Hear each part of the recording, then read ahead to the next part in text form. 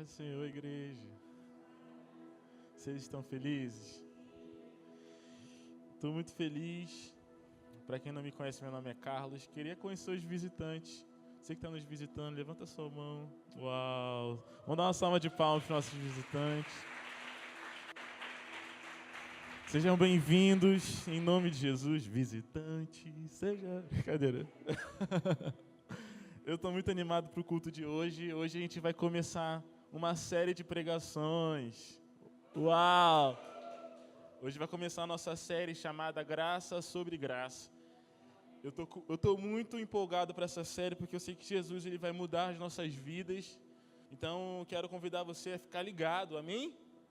Ficar ligado no que Deus está fazendo, no que Deus está pregando aqui, o que a gente está construindo, porque eu tenho certeza que o nosso Senhor Jesus vai nos conduzir a um novo lugar. Amém? Então, para começar essa pregação, eu quero pedir para você abrir a sua Bíblia comigo em João, no capítulo 1. Deixa a sua Bíblia aí aberta em João, capítulo 1. Eu estou perdido, estou aqui em Lucas, voltando. A adoração foi forte, né, gente?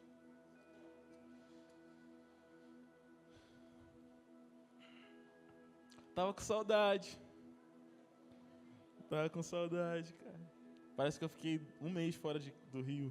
A gente estava em Imperatriz, lá no Maranhão, essa semana passada. A gente fez uma escola de evangelismo lá, que foi incrível. A gente recebeu gente do Nordeste inteiro. Gente, foi forte. Tipo assim, foi gente do Nordeste inteiro receber do que a gente tem vivido como igreja, né? É um privilégio, né, participar disso. Antes de a gente começar, coloca a mão no seu coração, vamos fazer uma oração. Jesus, obrigado. Obrigado pela sua presença. Nossa oração hoje é que você mude a nossa vida mais uma vez, Jesus. Nós queremos ser mudados, Jesus. Repete-se comigo, Jesus, muda a minha vida. Eu não quero mais ser o mesmo. Amém. Glória a Deus. João capítulo 1, versículo 15. Diz assim: João testemunha a respeito dele e exclama: Este é o de quem eu disse, o que vem depois de mim tem contudo a primazia, porquanto já existia antes de mim, porque todos nós temos recebido da sua plenitude e graça sobre graça. Porque a lei foi dada por intermédio de Moisés. A graça e a verdade vieram por meio de Jesus Cristo. Ninguém jamais viu a Deus, o Deus unigênito, que está no seio do Pai, é quem o revelou. Amém?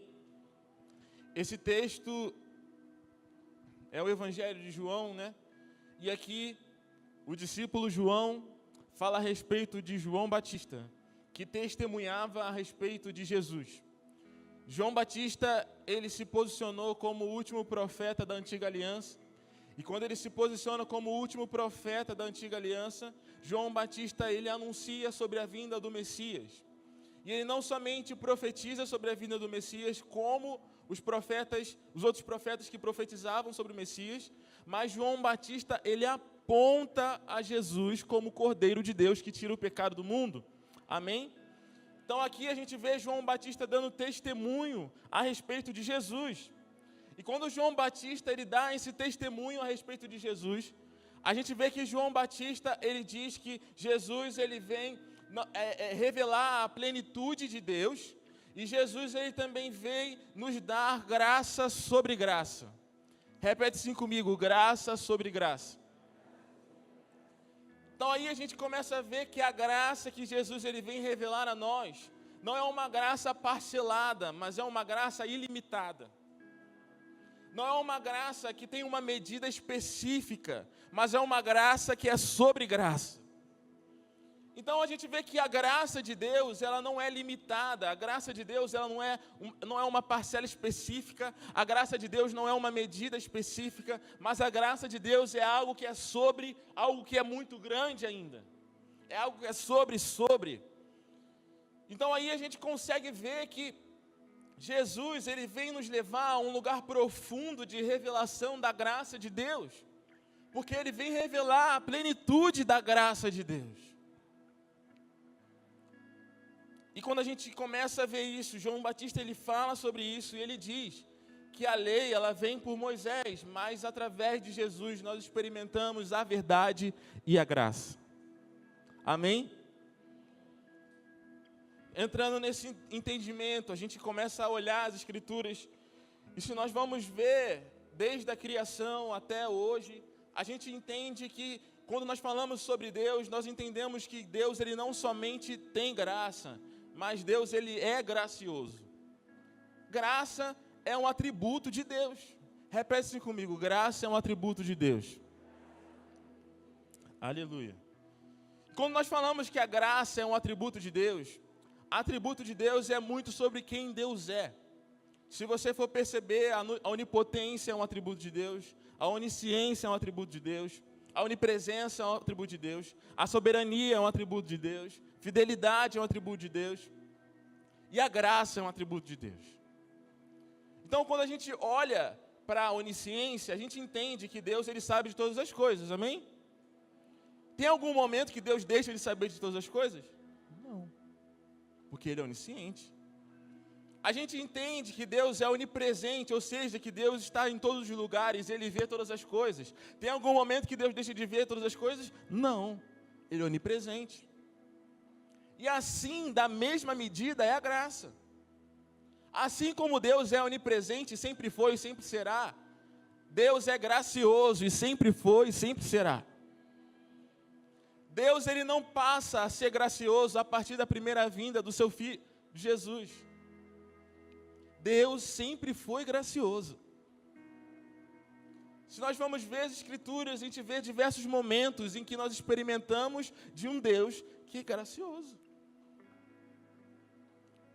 Abre a sua Bíblia comigo em Gênesis no capítulo 3.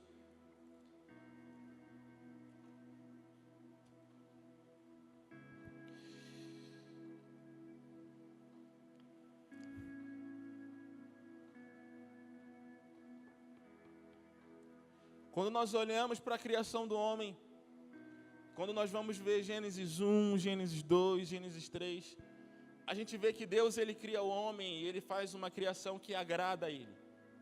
Deus viu que era bom, ele contemplou a sua obra, e depois Deus ele planta o jardim no Éden, ele coloca o homem nesse jardim para lavar, cultivar e guardar. E aí a gente vê que o homem ele come do fruto e ele peca contra Deus. E aí eu quero começar a construir muito essa pregação a partir desse lugar. E quando a gente olha que o homem ele cai e ele peca, a gente vê que o pecado não foi somente algo eventual que o homem fez, mas o pecado ele faz com que o homem ele tenha a sua natureza depravada. Então o homem ele foi totalmente depravado a partir do momento que ele experimenta do pecado. Amém? Então a natureza do homem mudou. O homem que Deus tinha criado lá em Gênesis no capítulo 1 e no capítulo 2, a gente começa a ver que aquele homem não é mais o mesmo homem que Deus ele encontra no final do capítulo 3, no meio do capítulo 3. O homem que Deus tinha criado, ele tinha uma natureza e ele tinha a vida de Deus dentro dele. Só que aquele homem que comeu do fruto, ele não somente fez um pecado isolado, mas o pecado entrou na natureza do homem e depravou a natureza do homem. Então por isso que Romanos e outros textos a gente vê que todos pecaram e carecem da glória de Deus. Porque não foi somente Adão e Eva que pecou, mas o pecado corrompeu a natureza do homem. Então todos que nasceram em pecado, porque tiveram a sua natureza completamente depravada. Está fazendo sentido para vocês? Então aqui a gente vê que quando Deus ele procura pelo homem, e o homem está escondido, vestido com folhas de figueira. Deus ele chama pelo homem, e o homem se esconde. E quando Deus ele encontra o homem, não é aquele homem que Deus tinha criado. Deus ele encontrou o homem com uma natureza corrompida e depravada. Mas quando Deus ele encontra esse homem, Deus ele começa a dar diversas advertências a ele, e no final dessas advertências, Deus ele expulsa o homem do jardim, amém? E muitas das vezes a gente acha que esse ato de expulsar o homem do jardim foi uma punição. Mas não. Abre aí comigo em Gênesis 3, versículo 22. Diz assim: Então disse o Senhor Deus: Eis que o homem se tornou como um de nós, conhecedor do bem e do mal. Assim que não estenda a mão e tome também a árvore da vida e coma e viva eternamente. O Senhor Deus, por isso, lançou fora do jardim do Éden, a fim de lavar a terra de que fora tomado. Expulso o homem, colocou querubins ao oriente do jardim do Éden, e o refulgir de uma espada que se revolvia para guardar o caminho da árvore da vida.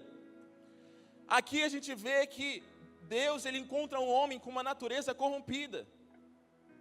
E às vezes a gente acha que o ato de Deus expulsar o homem do jardim foi uma punição por causa do pecado. Mas não. Porque se a gente for ver, a árvore da vida, ela dava vida eterna. Então, se o homem comesse do fruto da árvore da vida, naquela natureza que ele estava, ele seria eternamente pecador. Então, Deus tirar o homem do jardim não foi punição, foi graça. Porque se Deus não tivesse tirado o homem do jardim, nós nunca iríamos ser redimidos pelo Filho Jesus. Porque o homem seria eternamente depravado. O homem estaria eternamente corrompido. O homem estaria com a natureza eternamente presa ao pecado. Então a gente vê que o homem merecia isso. Ele merecia morrer. Mas Deus, em sua infinita misericórdia e graça, nos guardou para a vida eterna e vida em abundância. Então, às vezes, a gente acha que Deus tirar o homem do jardim foi uma punição por causa do pecado. Mas não. É um Deus gracioso preservando a sua criação. É um Deus que amou tanto o homem, que preservou para que ele não fosse corrompido pelo pecado. Quando a gente continua lendo os textos das Escrituras, a gente percebe que em diversos momentos a gente tem a revelação de um Deus gracioso. Abre comigo em Gênesis, no capítulo 6. Está fazendo sentido para vocês, gente? Vai fazer mais sentido. Opa, eu peguei, ia beber o microfone. Misericórdia, é o calor. Eu peguei. Gênesis capítulo 6, versículo 7, diz assim: Disse o Senhor: farei desaparecer da face da terra o homem que criei, o homem e o animal, o réptil e as aves do céu, porque me arrependo de os haver feito. Porém, Noé achou graça diante do Senhor. Eis a história de Noé. Noé era homem justo e íntegro entre os seus contemporâneos. Noé andava com Deus. Uau! Aqui nós temos mais uma vez um Deus que está se irando com a sua criação. E quando Deus ele se ira com a sua criação, o desejo de Deus era aniquilar todos os homens. Só que quando Deus ele olha para a terra, ele encontra um homem que foi tido como gracioso diante de Deus. E quando Deus ele encontra esse homem, Deus ele poupa a vida de Noé e sua família. Então a gente vê que a graça de Deus, ela não foi revelada ao homem somente a partir da vinda de Jesus. Porque Deus é gracioso.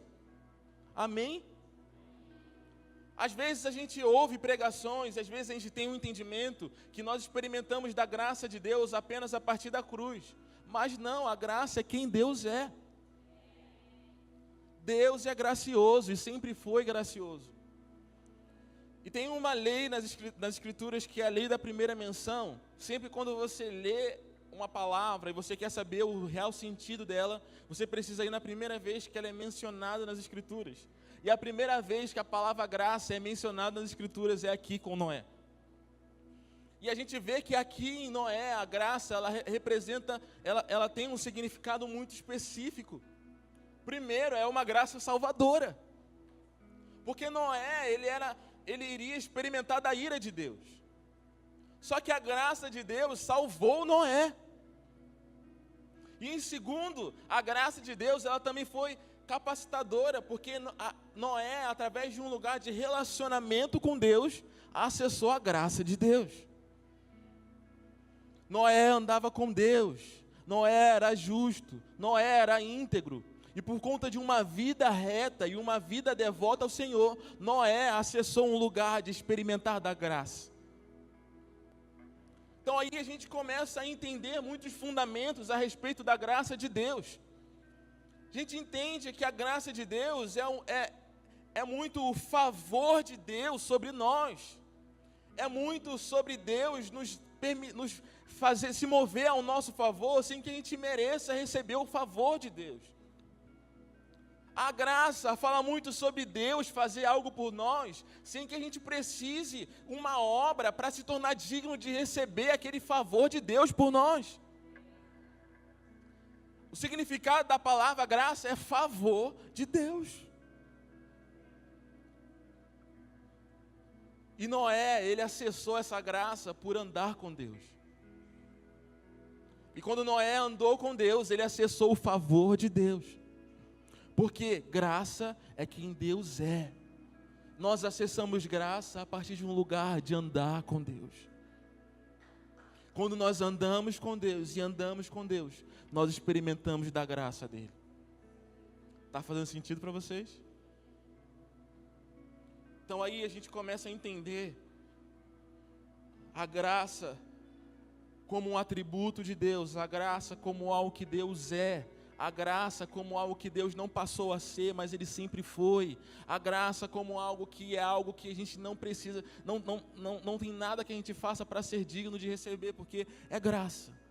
Deus fez, Deus nos deu, e não tem nada que nós possamos fazer para se tornar digno de receber aquilo. É um favor de Deus. E quando a gente olha, voltando um pouquinho do que eu acabei de explicar, o homem, quando ele peca, ele tem a sua natureza completamente depravada e corrompida. E a gente vê Deus experimentando, derramando a sua graça sobre o homem em todos os momentos. Meus amigos, sem noção que Deus ele tira o povo do Egito e ele promete uma terra. E quando Deus ele promete essa terra, o povo sai do Egito, eles caminham em direção a essa terra. Só que no meio desse caminho, eles começam a falar mal de Deus. Eles começam a não acreditar em Deus, eles começam a querer sair dos caminhos de Deus.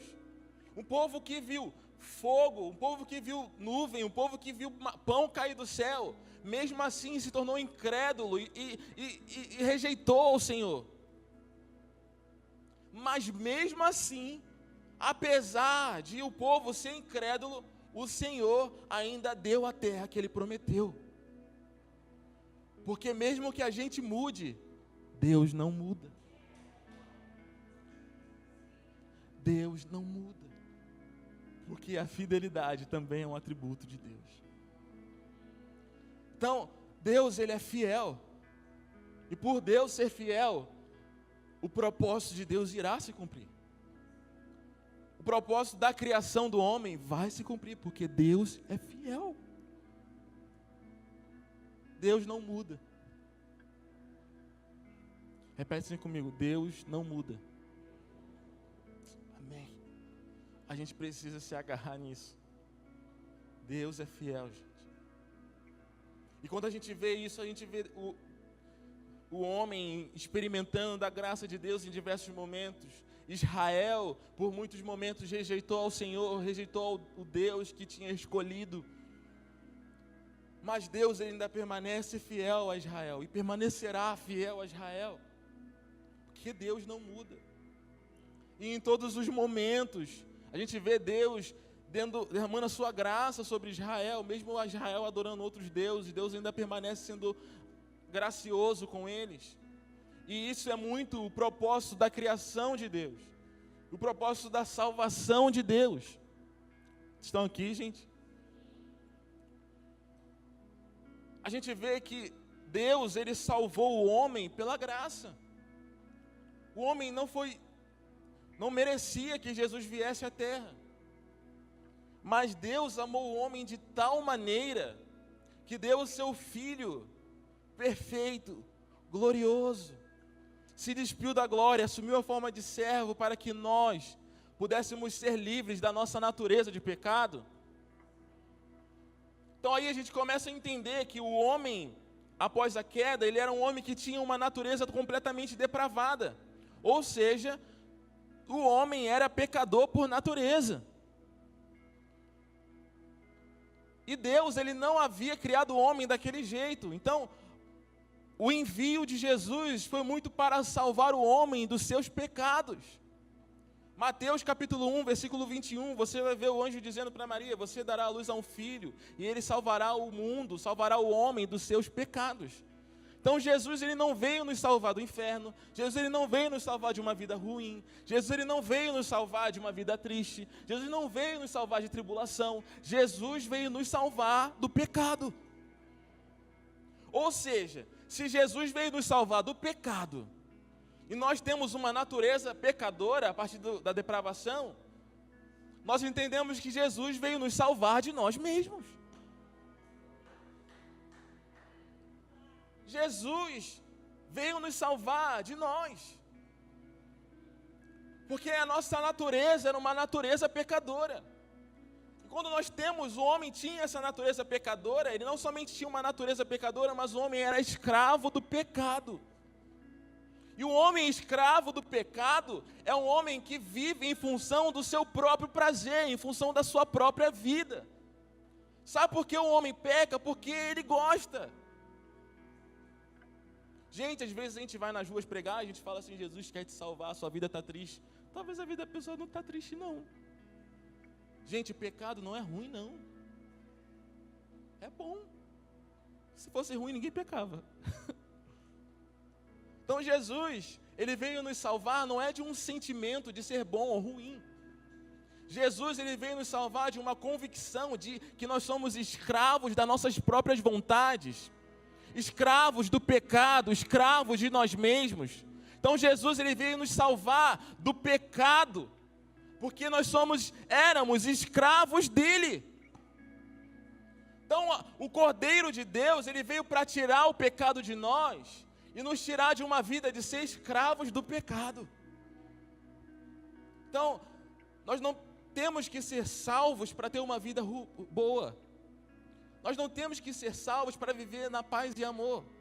Nós não temos que ser salvos para viver longe de todas as tribulações. Não, eu vou aceitar Jesus, porque aí a minha vida vai se acalmar, eu vou ser feliz.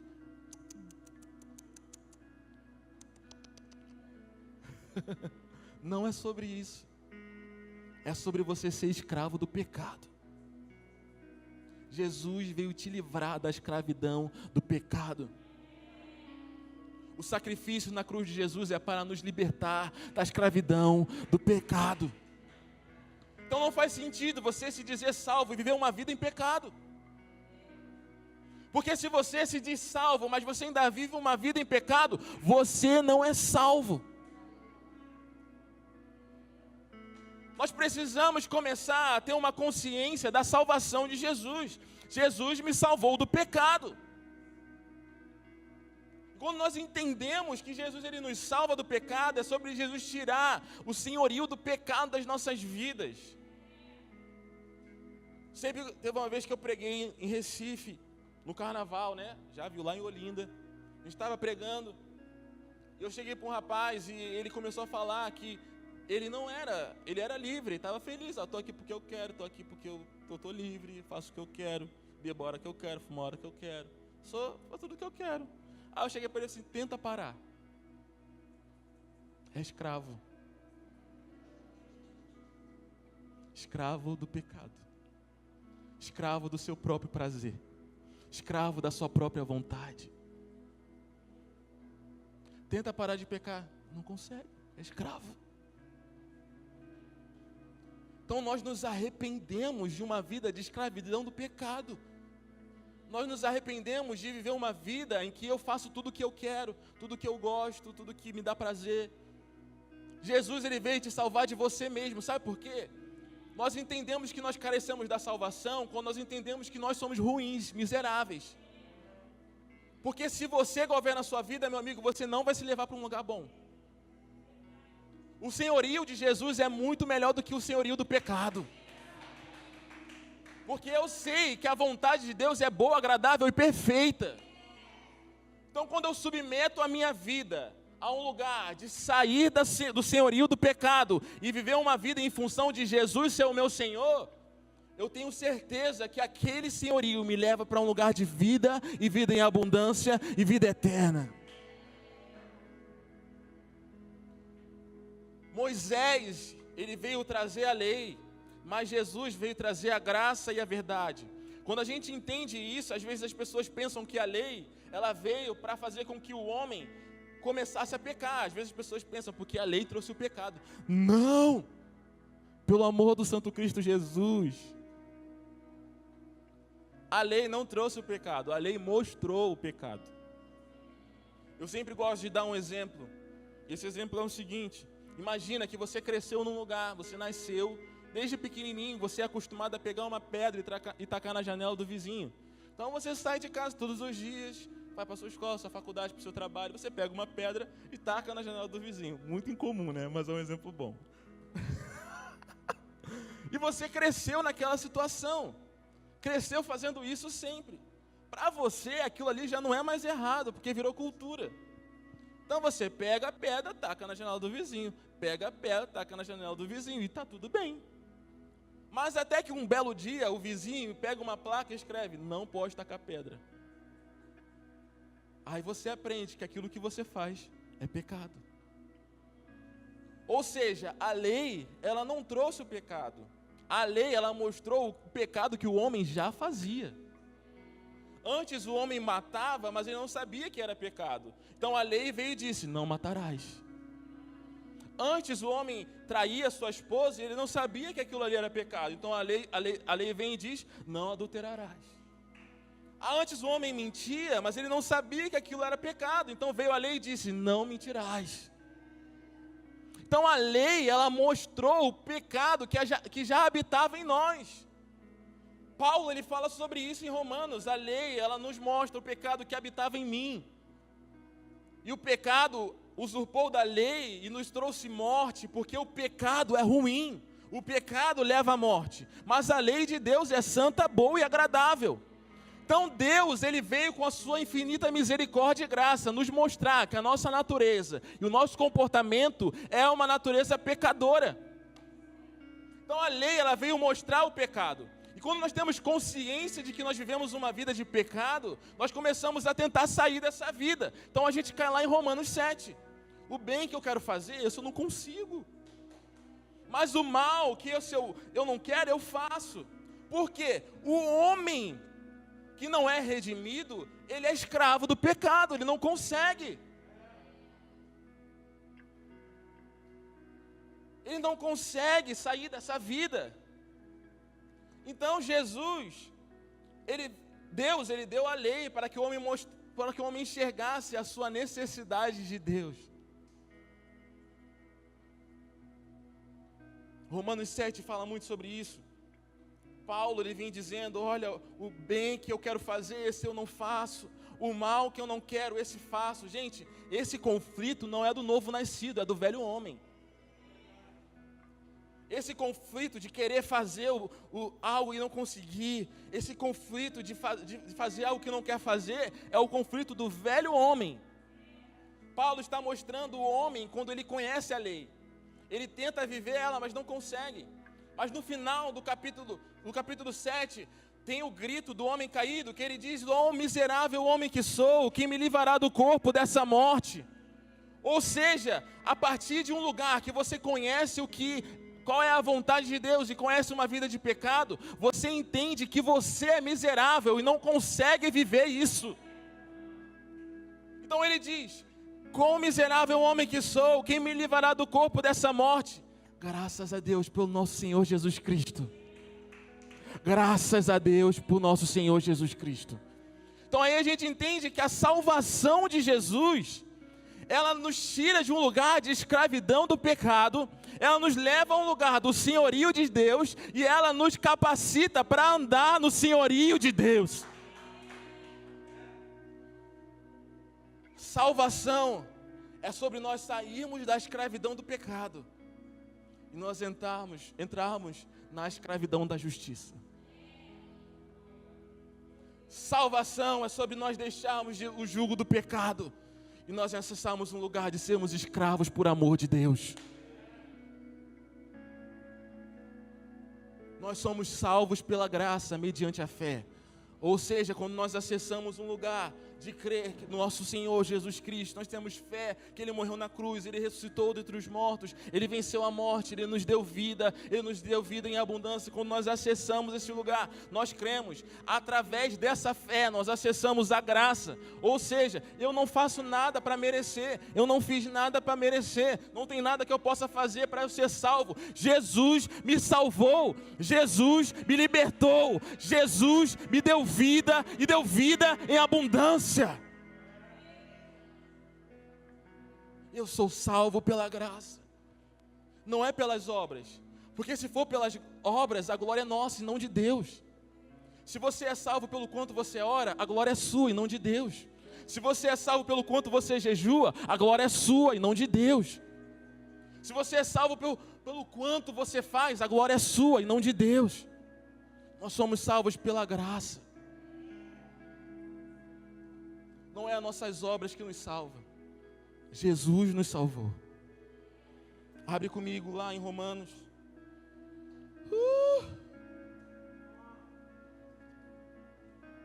Romanos no capítulo 6.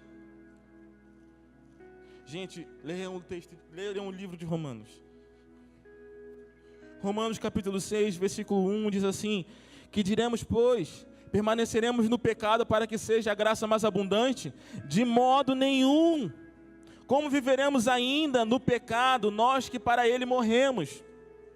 Ou porventura ignorais que todos nós que fomos batizados em Cristo Jesus, fomos batizados na sua morte?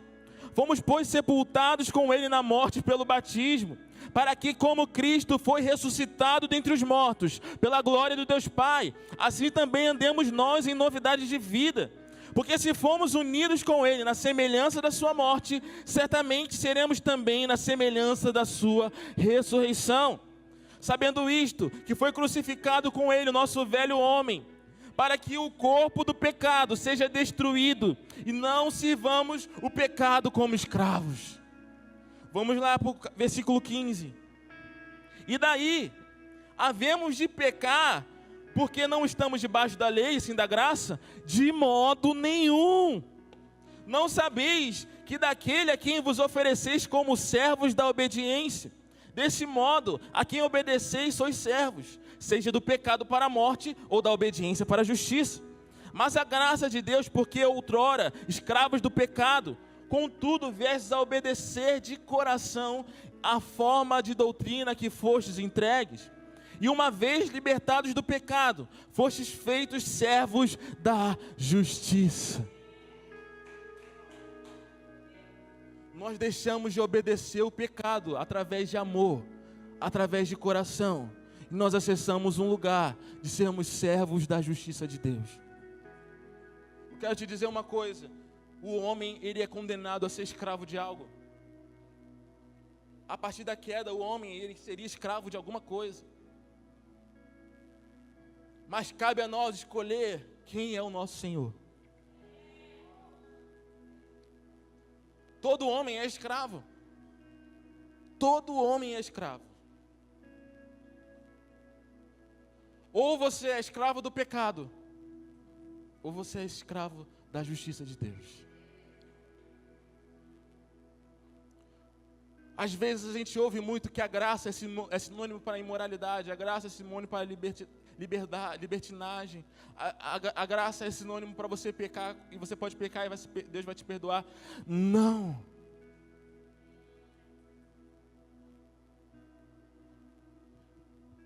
A graça é totalmente contrária ao pecado. A graça, ela te leva a um lugar de santidade e justiça. Que diremos, vamos pecar para que a graça abunde? Não, de maneira nenhuma. Porque se você se coloca nesse lugar, você nem salvo é.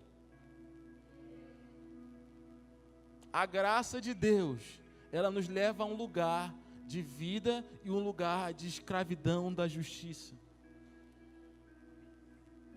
O versículo 17 diz: viestes a obedecer de coração. Ou seja, a salvação, gente, ela não é emocionada. Não é sobre você sentir algo legal e ser salvo. Carlos, por que eu tenho que ser salvo? Eu tenho que sentir uma coisa para ser salvo? Não. Não é sobre sentimento, é convicção. Porque eu disse, talvez você é salvo e a sua vida piore. Talvez você está perdido aí, escravo do pecado, mas tem várias coisas, né? Vários carros, vários helicópteros. Talvez a salvação te faça perder isso tudo.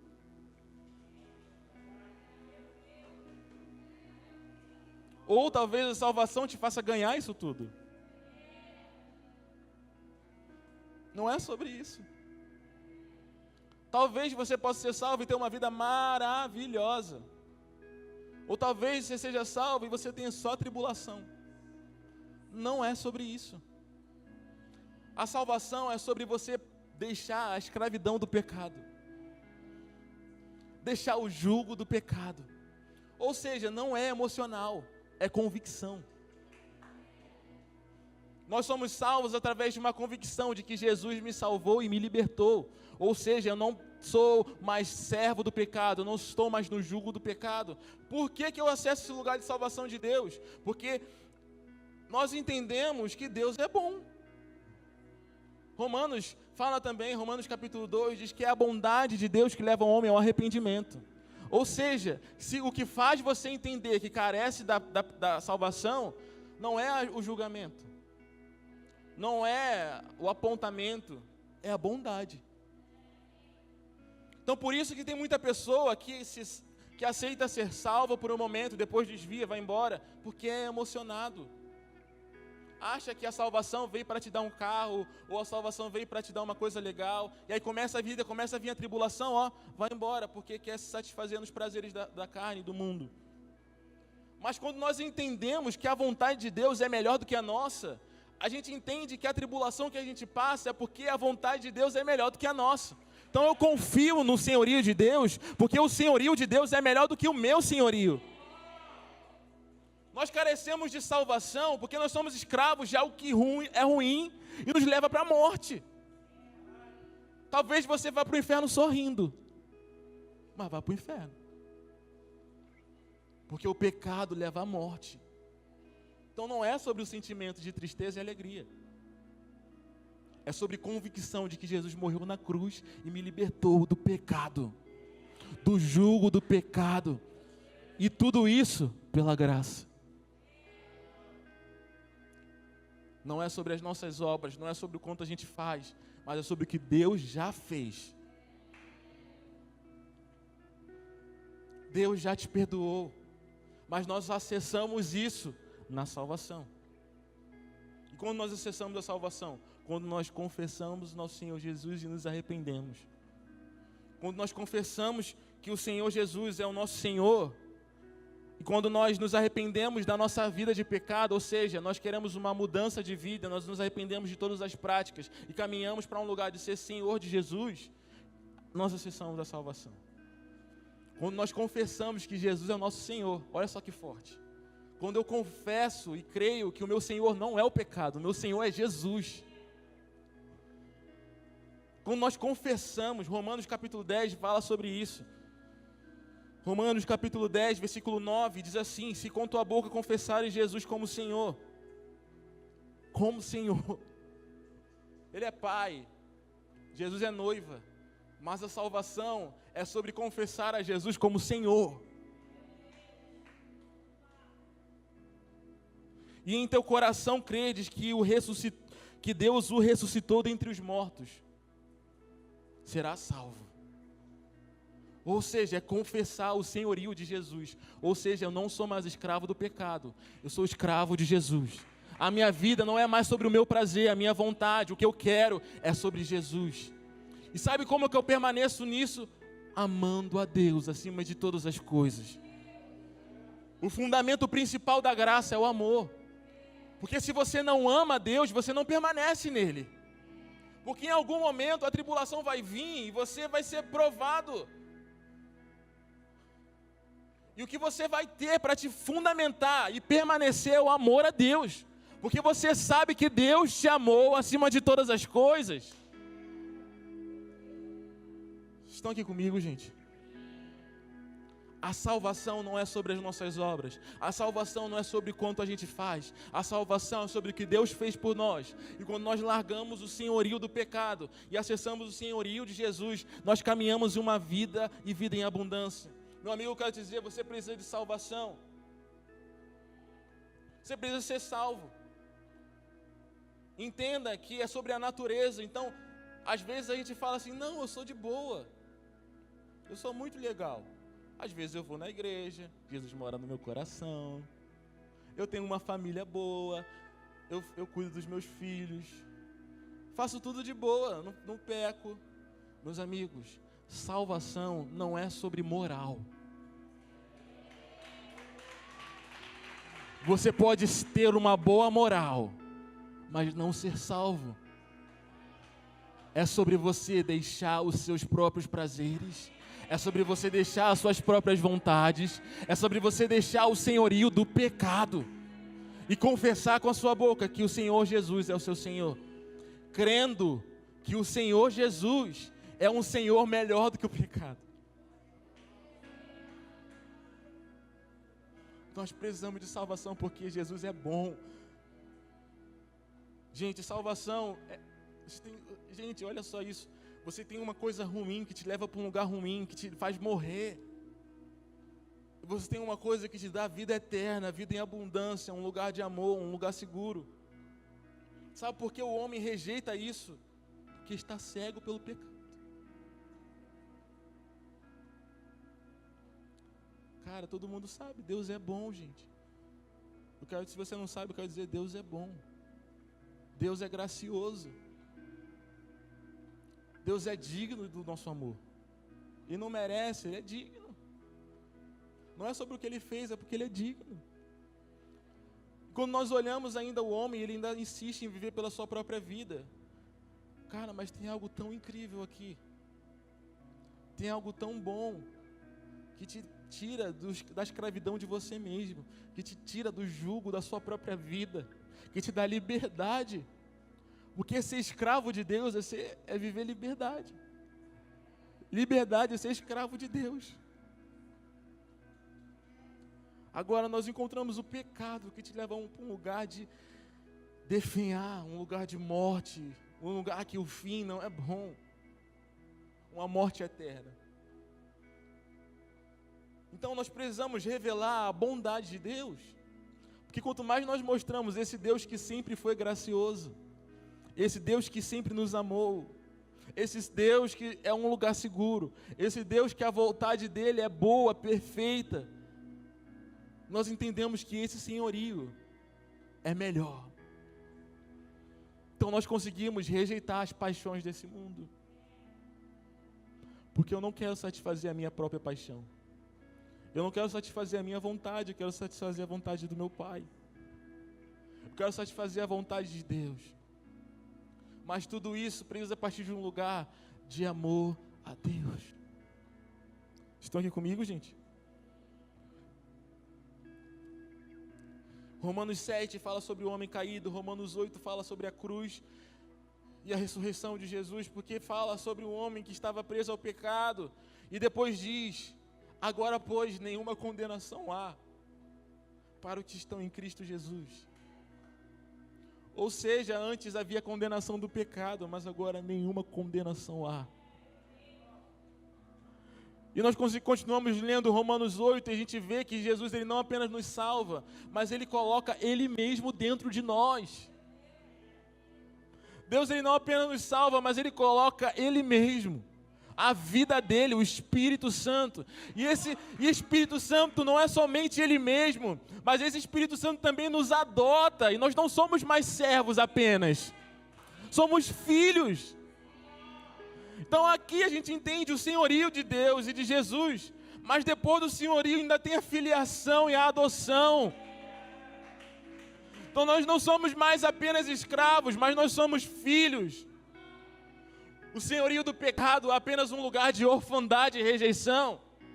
Mas o senhorio de Jesus, nós somos servos, filhos e amigos. Tudo por amor. E no versículo 31, abre aí comigo, Romanos 8, versículo 31, diz assim: que diremos, pois, à vista dessas coisas? Se Deus é por nós, quem será contra nós? Aquele que não poupou o seu próprio filho, antes por todos nós o entregou, não nos dará graciosamente com ele todas as coisas? Uau! Quem tentará acusação contra os eleitos de Deus? É Deus quem os justifica. Aqueles que são salvos, aqueles que são eleitos de Deus, aqueles que são filhos, são justificados pelo próprio Deus. Quem os condenará? É Cristo quem morreu, ou antes quem ressuscitou, o qual está à direita de Deus e também intercede por nós. Quem nos separará do amor de Cristo? Será a tribulação ou a angústia, a perseguição ou a fome, ou a nudez, ou o perigo, ou a espada? Como está escrito: por amor de ti somos entregues à morte todos os dias. Fomos considerados como ovelhas para o matadouro. Em todas essas coisas, porém, somos mais que vencedores, por meio daquele que nos amou. Porque eu estou bem certo de que nem a morte, nem a vida, nem os anjos, nem os principados, nem as coisas do presente, nem do porvir, nem os poderes, nem a altura, nem a profundidade, nem qualquer outra criatura poderá nos separar do amor de Deus. Nada pode nos separar do amor de Deus.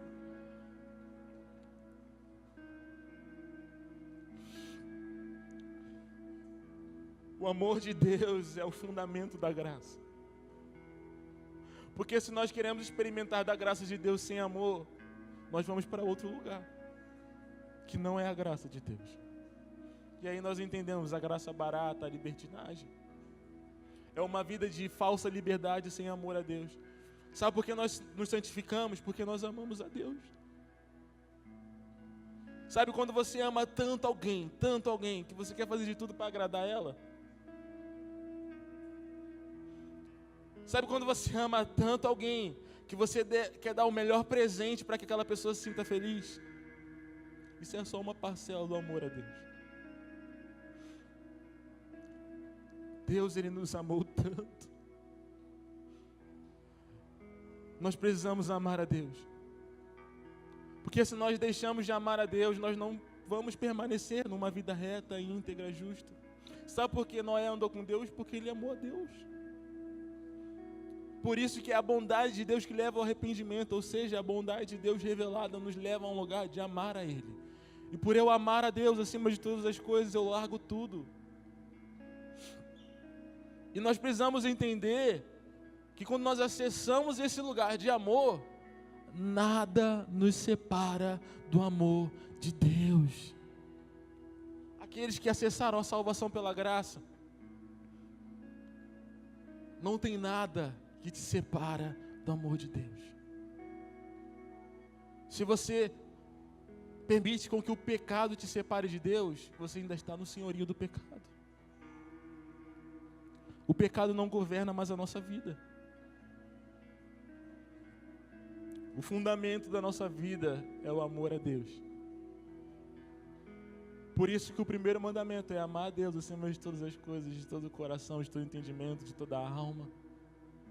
Sem amor nada permanece. Por isso que Howard Baker fala muito: evangelismo é entregar convites de casamento.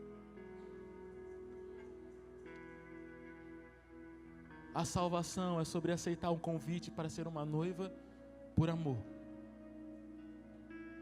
Salvação é sobre você dizer: uau, Ele me amou tanto que eu quero devolver esse amor através da minha vida santa, íntegra e justa. Se a gente tira o amor de Deus, a gente não consegue permanecer. Aqui a gente viu nudez, perigo, espada, altura, profundidade. Apesar de todas essas coisas, se essas coisas estiverem acontecendo na nossa vida, nada nos separa do amor de Deus. E tudo isso por meio de graça. A gente merece? Não. Tem alguma obra que faça para a gente se tornar digno? Não. Mas Deus, Ele nos amou. Deus, Ele nos amou de tal maneira que deu o seu Filho unigênito para que todo aquele que nele crê não pereça, mas acesse um lugar de vida eterna. Nós acessamos a vida eterna a partir de um lugar de amor. Nós precisamos amar a Deus acima de tudo. Porque quando a gente ama a Deus acima de tudo, nós largamos a nossa vida de pecado. Nós largamos a nossa vida mundana. Nós largamos a nossa vida secular. Nós largamos a nossa vida de escravidão deste mundo. E quando nós acessamos essa salvação, nós acessamos uma salvação que é convicta. 1 Coríntios, no capítulo 16, versículo 21 e 22, diz a seguinte coisa: aquele que não ama ao Senhor, que seja anátema. Maranata. Nós precisamos amar a Deus, sabe? Nós entregamos santidade ao Senhor porque nós amamos a Deus. Nós vivemos uma vida em que nós abandonamos tudo porque nós amamos a Deus. Tá tudo bem eu perder tudo porque eu amo Deus. Tá tudo bem eu ganhar tudo, eu amo Deus. Tá tudo bem acontecer muitas coisas comigo, eu amo Deus. Porque eu tenho convicção que nada me separa do amor dele. Nem a tribulação, nem a adversidade, nem a nudez, nem a espada, nem a morte, nem a vida, nem os anjos, nem principados, nada nos separa do amor de Deus. A igreja dos últimos dias precisa ser uma igreja convicta no amor de Deus. Porque quando a tribulação começar, quando as adversidades começar, a gente vai achar que Deus não nos ama. Isso que acontece de maneira bem menor na nossa vida. E aí muitas pessoas acham que Deus não me ama, eu vou embora. O amor de Deus, nada nos separa do amor de Deus. O pecado é um lugar de escravidão, um lugar de morte, mas através da graça, mediante a fé, nós acessamos um lugar de vida e vida em abundância. Fez sentido para vocês, gente? Nós precisamos ser escravos de Deus por amor. Tendo convicção do sacrifício na cruz de Jesus e vivendo uma vida em que o amor de Deus é o fundamento dela. Tudo pela graça, amém? Não é sobre o nosso esforço, não é sobre as nossas obras, é sobre o que Deus fez por nós. Nós merecíamos? Não, mas Deus nos amou. Deus, Ele nos amou. E a minha oração hoje é para que a gente ame mais a Deus. Eu sinto falta de homens que têm uma vida santa mesmo. Homens que são íntegros mesmo. Homens que são devotos mesmo. Mulheres que são fascinadas mesmo. Mas nós sabemos que nós só conseguimos viver isso amando a Deus. Quando nós amamos a Deus de cima de todas as coisas, a graça de Deus nos conduz a esse lugar. Amém? Vamos ficar de pé.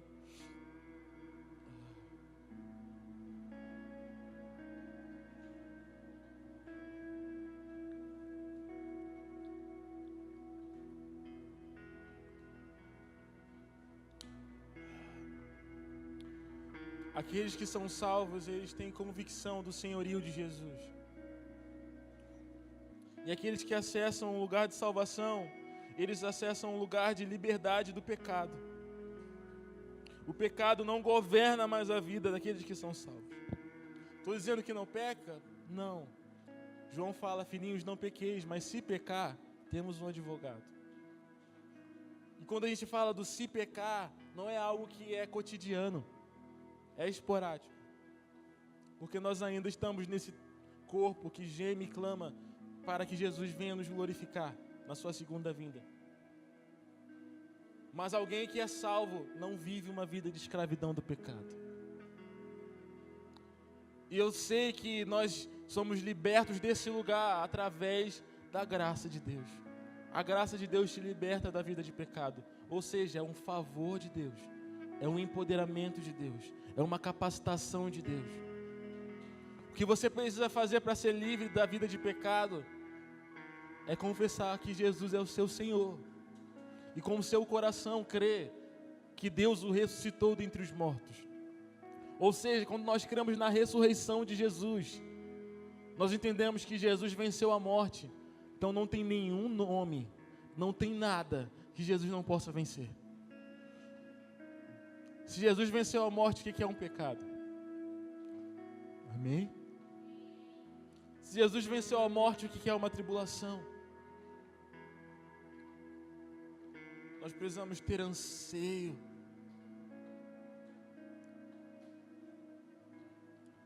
Então aqui a gente falou um pouco sobre ser salvos pela graça mediante a fé. Entendemos que não é sobre o emocional, mas é sobre convicção. Eu quero que hoje nós olhemos para a nossa vida. Eu quero que você faça uma pergunta para você mesmo agora.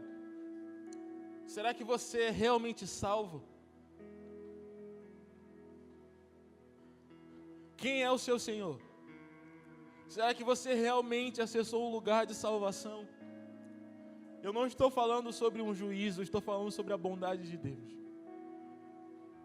Sobre um Deus que é gracioso, um Deus que é bom, um Deus que nos amou de tal maneira que se entregou por nós.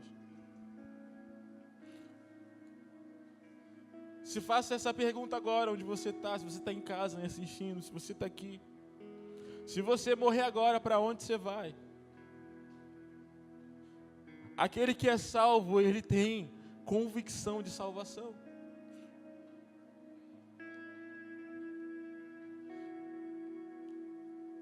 Se você está aí e essas perguntas te fez analisar a sua vida de uma maneira negativa, no sentido de não, quero que você coloque a mão no seu coração agora. Se você não tem certeza da sua salvação, coloque a mão no seu coração. Onde você está? Quero que você repita essas palavras comigo, você que está em casa, você que está aqui. Você pode falar num tom baixo, ou se você quiser falar alto, está tudo bem, seja livre, você está em casa. Se você não tem certeza da sua salvação, ore assim comigo. Jesus, eu me arrependo da minha vida. E eu entrego completamente para o seu senhorio, Jesus. Deus, você é o meu Senhor. Eu me arrependo da minha vida. Muda a minha vida. Repete assim comigo: Senhor Jesus, me batize com o seu Espírito Santo.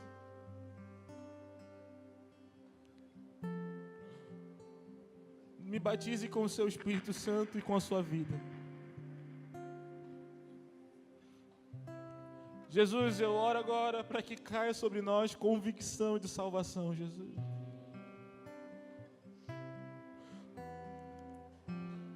Convicção de salvação, em nome de Jesus. Em nome de Jesus, em nome de Jesus. Salvação de Deus agora, em nome de Jesus.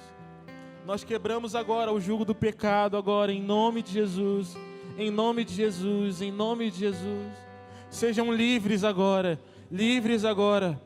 Eu ouço o barulho de correntes sendo quebradas agora, em nome de Jesus. Em nome de Jesus, em nome de Jesus. Em nome de Jesus. Em nome de Jesus. Se você se sente culpado dos seus pecados, nós perdoamos os seus pecados agora, em nome de Jesus. João capítulo 20 diz: aquele que tem o Espírito Santo tem autoridade para perdoar pecados. Então nós perdoamos todos os seus pecados agora, em nome de Jesus. Se você se sente culpado, nós mandamos a culpa agora embora, em nome de Jesus. Em nome de Jesus. Seja perdoado agora. Seja perdoado agora, em nome de Jesus. E você que está aqui na igreja, você que está em casa, você tem certeza da sua salvação, mas você não consegue viver a vida de Deus. Se você não consegue viver a vida de Deus, se você acha que você não tem o Espírito Santo, se você olha para a sua vida e você não vê o Espírito Santo nela, qual é o sinal e a marca de quem tem o Espírito Santo? Ele tem o fruto do Espírito, ou seja, ele tem um caráter parecido com o caráter de Deus. E ele vive a vida de Deus. Então, se você não tem certeza que se você tem o Espírito Santo, eu quero pedir para você levantar a sua mão. Nós vamos liberar o Espírito Santo de Deus sobre a sua vida agora. Se você acha que você não tem o Espírito Santo, levanta a sua mão. Se você tem dificuldade para viver a vida de Deus, dificuldade para viver um lugar de santidade, dificuldade para ser livre do pecado, nós conhecemos um homem, nós conhecemos uma pessoa que te conduz à santidade, e essa pessoa se chama Espírito Santo.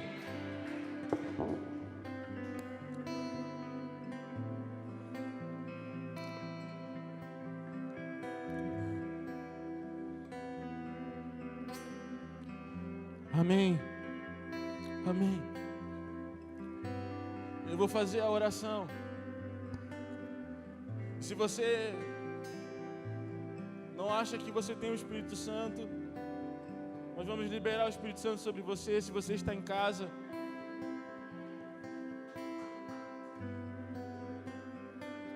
Jesus, nós liberamos o seu Espírito sobre essa casa agora. Espírito de Deus, enche essa casa agora, em nome de Jesus. Jesus, nós liberamos o seu Espírito sobre aqueles que estão nos assistindo de casa. Espírito de Deus, invada-nos, invada-nos, invada-nos, invada-nos. Nós liberamos o seu Espírito Santo, Jesus. Espírito Santo, Espírito de vida, vida de Deus, vida de Deus. Vida de Deus, vida de Deus, vida de Deus, vida de Deus agora em nome de Jesus. Você que está em casa, receba agora o Espírito Santo, o Espírito sem medida agora em nome de Jesus, em nome de Jesus. Assim como o profeta Joel profetizou, nos últimos dias o Espírito Santo será derramado sobre toda a carne. Então nós oramos, Jesus, derrame o seu Espírito sobre toda a carne agora, em nome de Jesus, em nome de Jesus, em nome de Jesus, em nome de Jesus, em nome de Jesus. Espírito de Deus, Espírito de Deus, Espírito de Deus, vida de Deus agora. Jesus, nós mandamos embora o pecado agora, em nome de Jesus. Espírito Santo, que é o Espírito de liberdade, nós profetizamos liberdade sobre essa casa hoje, Jesus. Todo jugo do pecado vai embora agora, em nome de Jesus. Em nome de Jesus. Nós mandamos embora a pornografia agora, em nome de Jesus. Toda a escravidão, a pornografia, nós mandamos embora agora em nome de Jesus. Nós quebramos a corrente. Nós quebramos a corrente da pornografia nessa casa agora em nome de Jesus. Em nome de Jesus. Em nome de Jesus. Espírito de liberdade.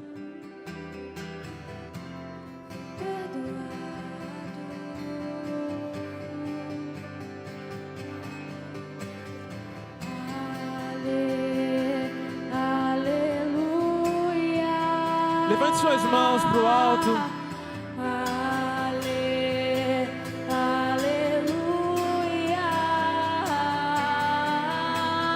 Eu fui perdoado,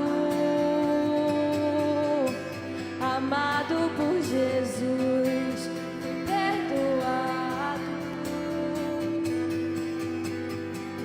Aleluia.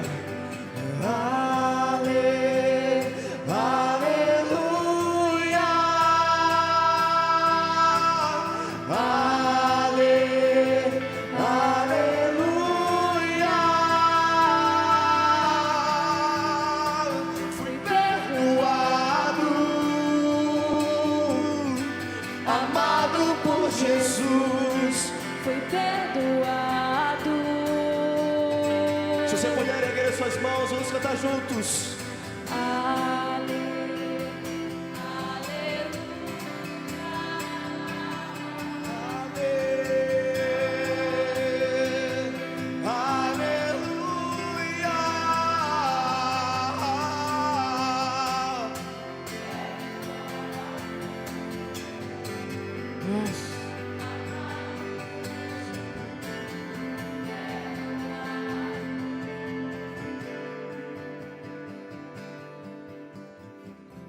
Quem muito foi perdoado, muito ama.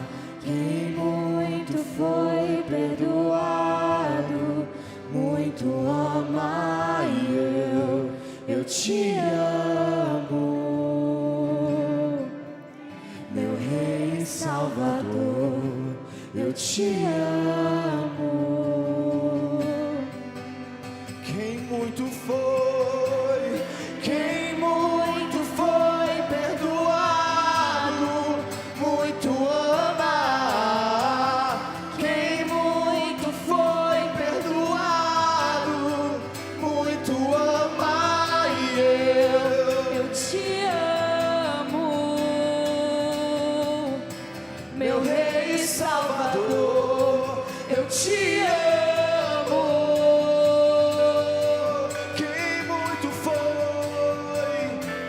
Quem muito foi perdoado, muito ama. Quem muito foi perdoado, muito ama. E eu te amo, meu Rei e Salvador, Eu te amo.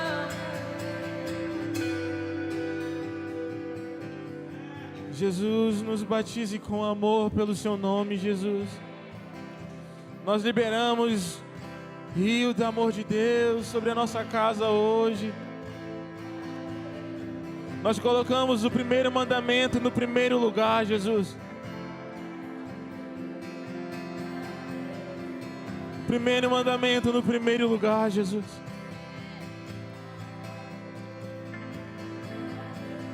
Jesus, eu oro, renova hoje o primeiro amor, Jesus. Renova em nós o primeiro amor, Jesus. Renova em nós o primeiro amor, Jesus. Aqueles que estão com amor um pouco apagado, Jesus, nós oramos por um renovo de amor sobre nós. Todos os amores rivais nós mandamos embora em nome de Jesus. Todos os outros amores nós mandamos embora em nome de Jesus. Em nome de Jesus. Em nome de Jesus. Em nome de Jesus. Nós chamamos Jesus. Nós chamamos Jesus. Nós chamamos Jesus. Hoje é um culto de ceia. Eu hoje desejo que nós ceiemos em família com um coração cheio de amor ao Senhor Jesus, cheio de amor a Deus. Então, nós vamos cear agora, nós vamos pegar o pão, o cálice. E o meu coração é que hoje nós possamos comer do pão e do cálice de Jesus com um coração que anseia amar mais ao Senhor. Porque nós sabemos que a ceia, ela nos lembra do sacrifício da cruz de Jesus. E quando nós lembramos do sacrifício da cruz de Jesus, nós lembramos do seu imensurável amor. Nós lembramos do grande amor que nos salvou de nós mesmos. Então hoje eu quero que a gente ceie em família com um coração cheio de amor a Deus. Você pode permanecer no seu lugar, eles estão começando a servir. Vai chegar aí no seu lugar. Se você está em casa, pega aí um pão, um suquinho de uva e vamos ceiar em família, juntos.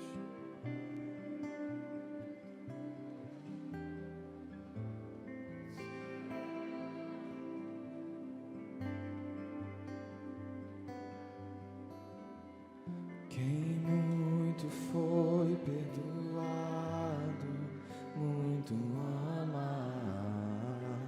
Quem muito foi perdoado, muito ama. E eu te amo, meu Rei Salvador, eu te amo.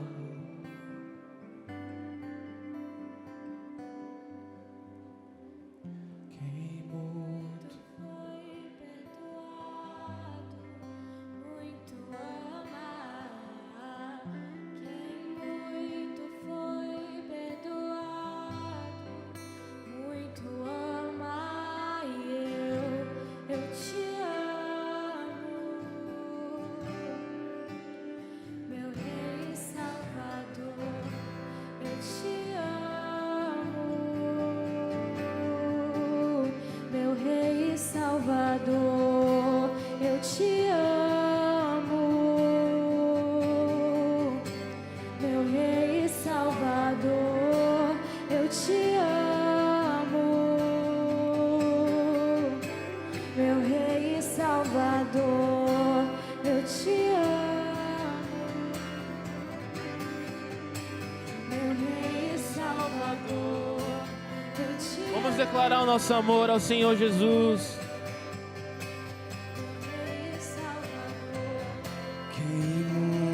Foi perdoado, muito ama. Quem muito foi perdoado, muito ama. E eu te amo, meu Rei Salvador, eu te amo.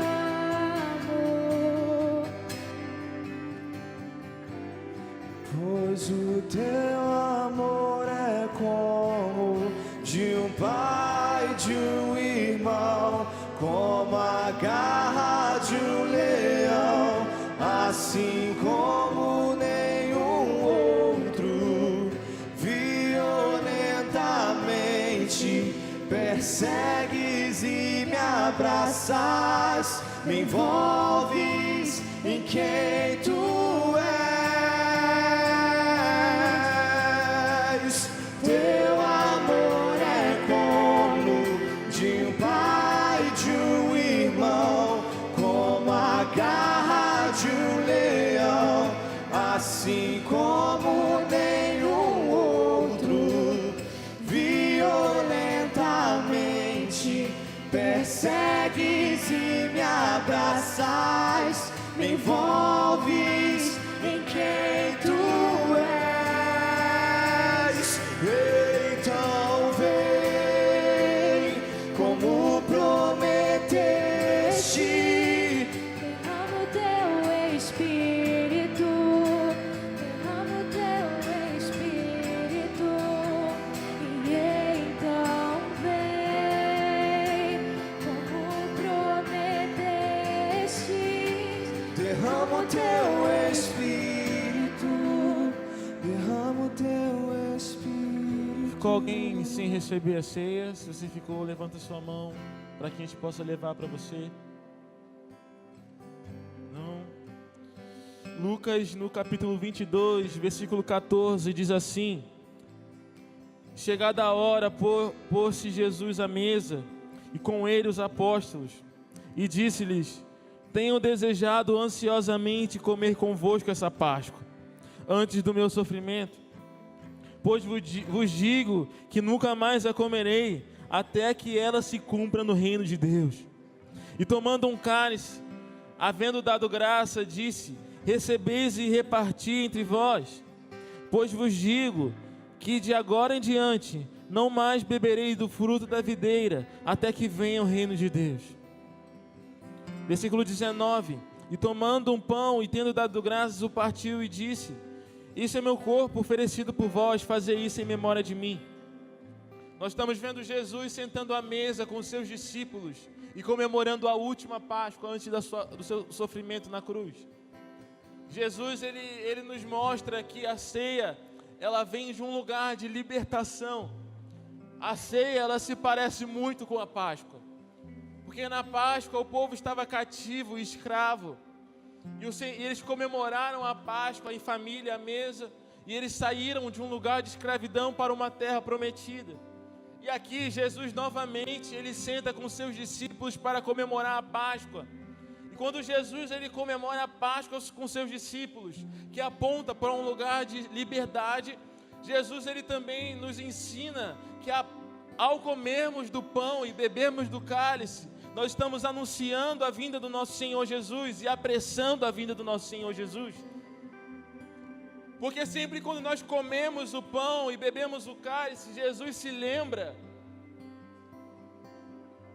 Eu quero te dizer que Jesus, ele está esperando a gente para beber de novo o vinho.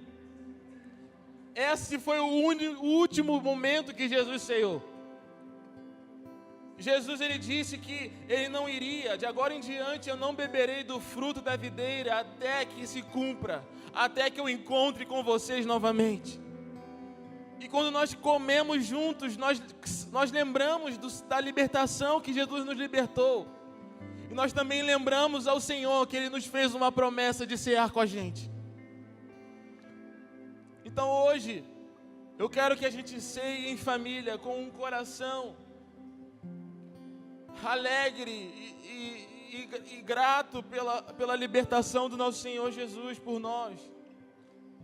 E também que nós sejamos conscientes que nós estamos apressando a volta do nosso Senhor Jesus. Porque a ceia é um apontamento de que Jesus está voltando. A ceia, ela lembra Jesus. Ela gera em Jesus um desejo de cear com a gente. E Jesus, após dizer essas coisas, ele tomou o pão e disse: esse é o meu corpo, que é partido por vós. Fazer isso em memória de mim. O pão, ele simboliza o corpo de Jesus. Então, quando nós comemos o pão, nós estamos tendo parte do corpo de Jesus, dos sofrimentos de Jesus. Não é apenas algo simbólico, mas é de fato ter parte com o corpo de Jesus.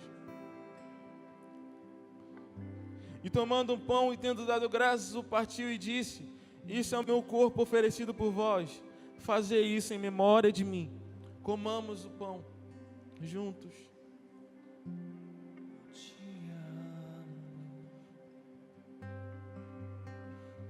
meu Rei Salvador, quem muito foi perdoado, muito ama, quem muito foi perdoado, muito ama, yeah.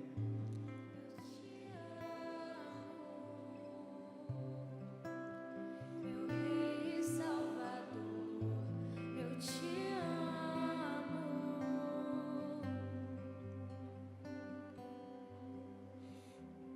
Obrigado, Jesus. Obrigado pelo seu sacrifício na cruz.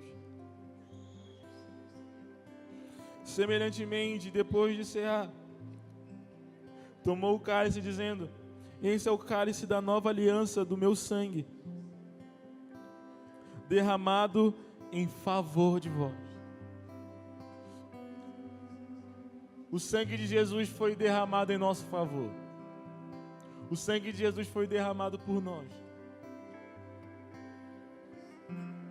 Quando nós tomamos o cálice, nós temos parte do sangue de Jesus que foi derramado por nós. Nós temos parte da nova aliança no sangue de Jesus. Aqui na igreja a gente tem o costume de compartilhar o cálice, mas nós não vamos fazer isso por conta da pandemia, mas eu quero que a gente renove as nossas alianças hoje. Renove a nossa aliança com Deus e renove a nossa aliança uns com os outros. Porque nós somos uma casa, uma família que espera a volta de Jesus. Jesus morreu na cruz para que nós possamos viver família. Jesus morreu na cruz para que nós possamos ser um só homem, um só corpo. Então o nosso desejo hoje é renovar a aliança um com o outro, amém? Tomamos o cálice de Jesus.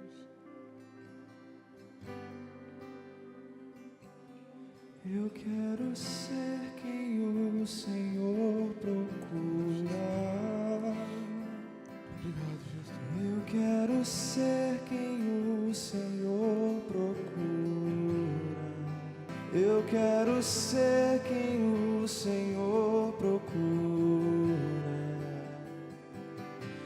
Não olhamos para a direita, para a esquerda ou para trás, mas olhamos para o alto, aonde tu estás. Não olhamos para a direita, para a esquerda ou para trás, mas olhamos para o alto, aonde tu estás. Não olhamos para a esquerda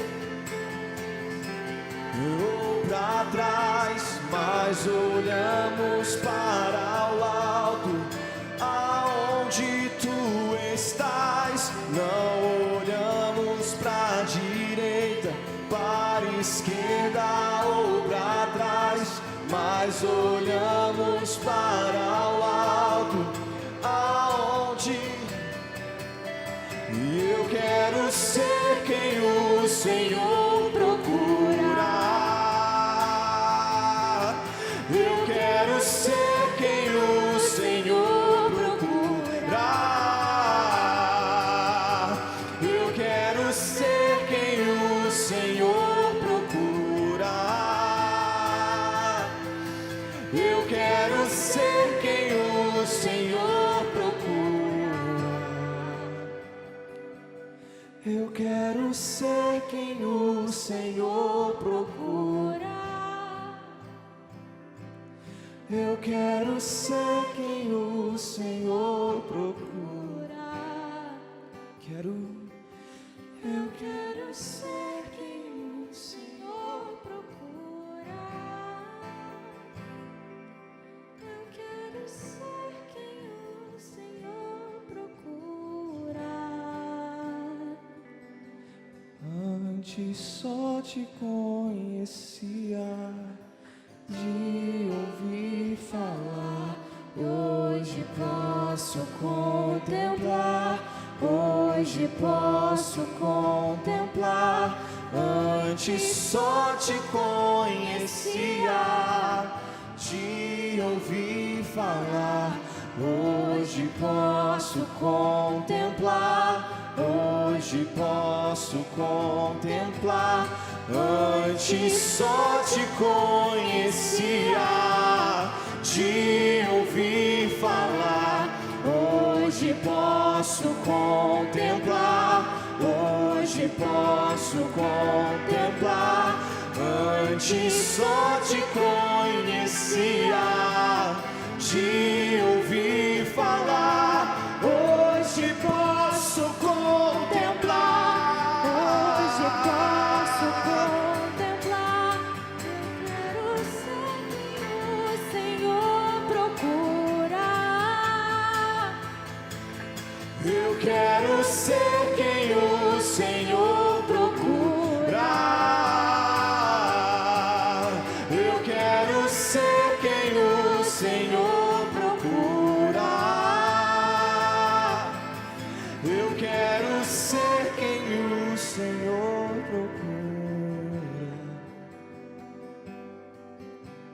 você que está em casa, a gente deseja encerrar esse culto.